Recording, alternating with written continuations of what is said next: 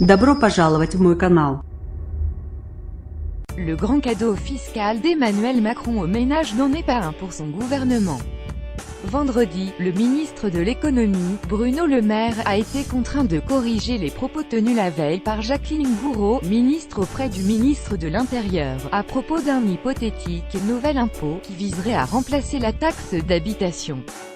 Ce n'est pas la première fois que cette mesure phare du président de la République provoque des remous au sein du gouvernement.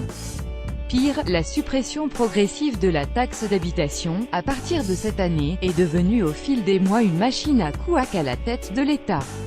De 80% à 100% des contribuables. Dans son programme présidentiel, le candidat Emmanuel Macron se targuait de vouloir mettre en place une politique fiscale qui soutient le pouvoir d'achat des Français.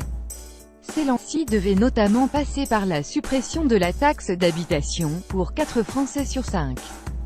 Fin novembre, le chef de l'État revient sur cette mesure, avec l'idée de l'élargir à tous les contribuables.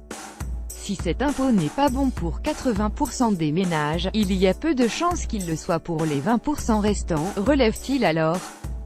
Fin décembre, il poursuit sur cette voie en signant la loi de finances 2018, annonçant qu'il a, pour perspective en 2020 une réforme en profondeur qui permettra de supprimer cet impôt pour la totalité de nos concitoyens, doute sur sa faisabilité.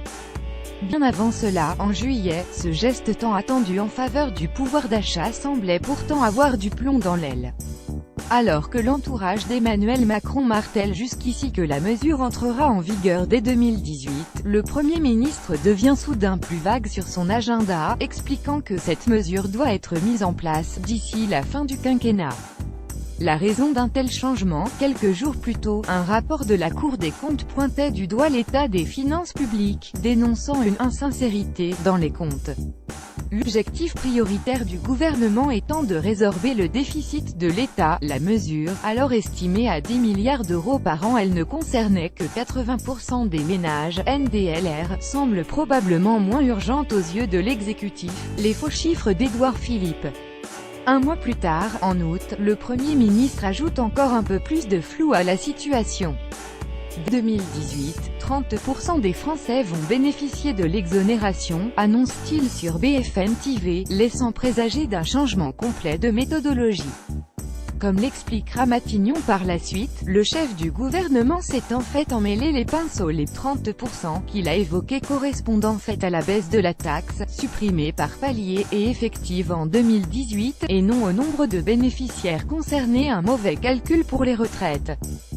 Fin septembre, le ministère de l'économie et des finances présente son projet de loi de finances 2018.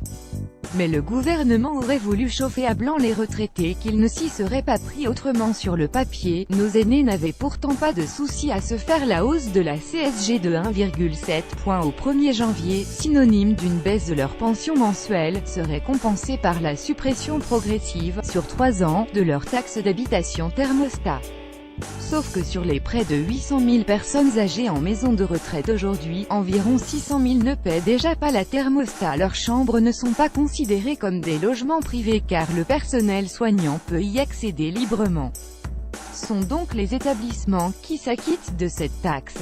Un amendement sera finalement bien déposé et adopté en commission des finances, obligeant les établissements à faire figurer sur leur facture le dégrèvement de taxes d'habitation dont ils bénéficieront, l'objectif étant de répercuter cette baisse dans leurs tarifs à un nouvel impôt. Enfin, invitée de l'émission Question d'info, la ministre auprès du ministre de l'Intérieur Jacqueline Gourault évoque ce jeudi la création d'un nouvel impôt plus juste, dans le cadre d'une grande réforme fiscale. Il est important de laisser un impôt en lien avec le territoire, c'est Staffire les citoyens, ajoute-t-elle, précisant qu'il s'agit d'une opinion strictement personnelle. Il n'y aura pas de nouvel impôt en France pendant le quinquennat, je m'y engage, lui répond le lendemain interposé Bruno Le Maire, par médias interposés. On ne supprime pas un impôt pour en rétablir un autre. On ne prend pas dans la poche des Français ce qu'on vient de leur donner de l'autre main, conclut-il. Mettant tant bien que mal fin au premier couac de l'année 2018, la taxe des 39 habitations sera totalement supprimée. Et je le dis avec la plus grande clarté, ILN39, il n'y aura pas de nouvel impôt. ILN39, il n'y aura pas de nouvel impôt en France pendant le quinquennat. Jeune 39 y engage. Bourdine directpic.twitter.com x361 bagmdash Bruno Le Maire @Bruno Le Maire January 12, 2018.